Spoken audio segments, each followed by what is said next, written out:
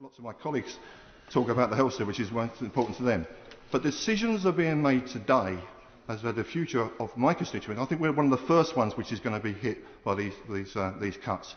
By Easter, it sounds like there'll be no hospital in Hemel Hempstead, which is a disgrace.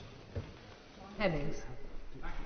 Speaker, being as it's Department for Education and Science, obviously that, well, it's education and education skills. Sorry, well, it's education. All right, fair enough. I'm slightly out of date on that basis. But although I'm not going to cover areas of health and education that other people have covered, instead I'm going to cover some other aspects of health and education. Actually, there have been some novel issues today. There are a number of sensitive areas that deal with the relationship between the authorities and individuals. I must start by making a declaration of interest of sorts. I chair an umbrella coordinating group called dealing with reform in public family law, called Justice for Families. I have no financial interest or declarable interest in terms of register of interests, but I am concerned about children and families. The government's green paper on looked after children demonstrates the difficulty for children taken into care. This was reinforced by the recent NCC report that showed that children in foster care are moved too frequently. A recently born baby that I've heard of has been with 5 carers in his first 12 weeks of life, for instance. In essence, what these reports show is that for children on average, being taken into care is not a positive step. We therefore have to be certain that this was the right thing to do. One of the difficulties in obtaining information about the child protection system is the secrecy of social services. It is claimed that this secrecy is here to protect the child. However, it seems quite clear that the secrecy is maintained mainly to protect any professionals involved from allegations of misconduct. It's clear, however, that the intentions of the majority of people working in this area are good, and there are many hard-working people involved who care very much about their clients. There are a much smaller number who cause large numbers of problems. However, the system as a whole is at fault, and to the extent that the Queen's speech doesn't deal with these issues, it needs to be considered by ministers as to what should be done. The system's faults was demonstrated by the current GMC hearing about David Solvall, where the GMC has been trying to keep things secret against the express will of the parents. I have, however, published at the request the names of 4 of the families, who are Janet and Lawrence Alexander, Sharon and Hannah Bozier, Janet Davies and Davina and Ben McLean. The case of 15-year-old Heidi Frost in Essex is a good example where the secrecy of the family courts protects social services but not the child. She is not allowed to answer her friends' questions as to what happened. In this case, social workers and paediatricians were shown to be in the wrong, but she's not allowed to tell people. As a result of this, she does not have a doctor, and she believes her experiences would be useful for any other children who were falsely accused. This actually works against the interest of the children concerned, who remains a victim of the system. There is an element of hypocrisy as far as adoption is concerned, however, with local authorities, because they actively advertise children for adoption and the details about those children, whilst their birth family are not allowed to talk about things. It's good that the government are reviewing the issue of secrecy in the family courts. The recent cases of Clayton v Clayton and the judgment of Justice Mumby in respect of Nicola and Mark Webster have opened up more than a chink in the armour surrounding the family courts. It may be that people like Heidi can now speak out, but the law is not clear, and checking it costs tens of thousands of pounds.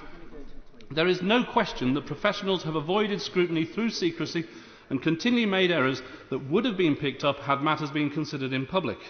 It is very clear that too many children are taken into care. There is a number of reasons for this. There is the simple failure of the system where the system gets the facts wrong.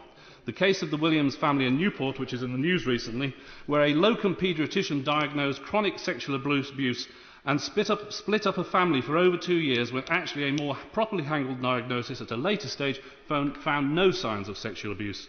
What was reported in that case was that the international evidence is that the UK took a wrong turn after the Cleveland inquiry and has been overtaken by other Western nations, and that there is a view that there is a tendency in the UK for paediatricians to overdiagnose sexual abuse. Another worrying case is that of the Webster family in Norfolk. Here, a radiologist has diagnosed child abuse based upon metaphyseal fractures, and children were taken off the family. Metaphyseal fractures sound very worrying to a layperson, but they're not the same as a broken limb. Indeed, metaphyseal fractures can be caused by being born and various bone diseases. It's clearly wrong to claim child abuse merely because of the presence of metaphyseal fractures. The good news on this is the RCPCH and the College of Radiologists are looking at the issues of non-accidental injury. However, we also need to look at the conflict of interest caused by the way in which payment is received for reports. If people only get paid for diagnosing child abuse, then we are going to get more child abuse diagnosed. The above two cases were ones which were almost certainly from well-motivated physicians. The case of the prosecution of Marianne Williams in Wiltshire, the salt poisoning case, was, however, a very different and more worrying case.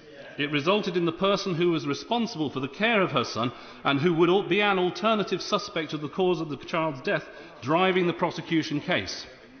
There are also cases such as that of Ben Hollisey McLean, where the threat of child protection proceedings was used to force him into dangerous medical research. I have evidence where child protection proceedings have been used to silence parents. Indeed, parents have been forced to admit that they harmed their children when they didn't, simply to keep their children. This invidious aspect of the system, where parents are caught into the catch-22 word of social services, is one of the most pernicious. This is also a reason why it is difficult to get clear understanding from the research. The misery caused by Roy Meadow, who followed in the tradition of Matthew Hopkins, and David Southall, who shared that ancestry and that of Joseph Mengele combined, is something they should have to account for. Even if their motivations were good, the consequences will hang over many people's lives for decades. The witch hunts where mothers are alleged to have killed their children and are then required to prove their innocence against unfounded medical opinion need to stop now. That does not require a change to the law, but it does require a change to procedure.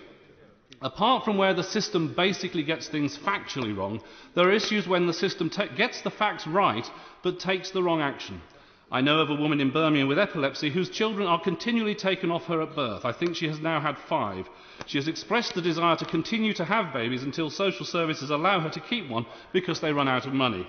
We really need to look at these cases and see why it is she cannot be supported to keep at least one child.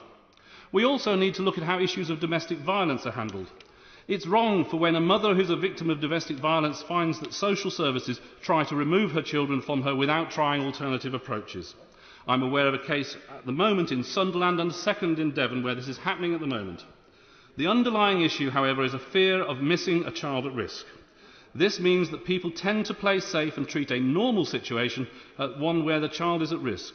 Cases like Victoria Climbié are ones which abuse is obvious and should not haunt the system, driving people to treat normal situations as abusive.